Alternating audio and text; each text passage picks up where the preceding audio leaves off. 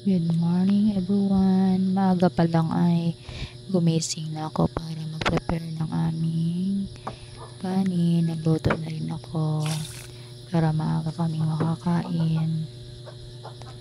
Nilagyan ko ng tubig at nilagay sa lagayan ng rice cooker upang lutuin.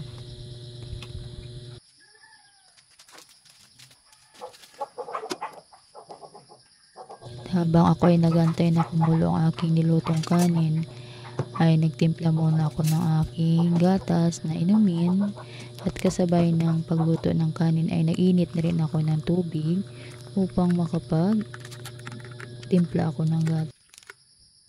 At ayan na nga, kumulo na ang aking nilutong kanin at pumunta muna ako sa bahay ng aking mga magulang upang mag-igib ng tubig dahil walang tao doon, nasa Maynila sila.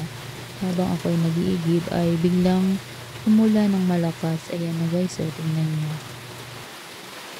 At nung tumila nga ang ulan ay naglakad ako. At iyan yung view dito sa amin. Makikita yung napakagandang giting-giting.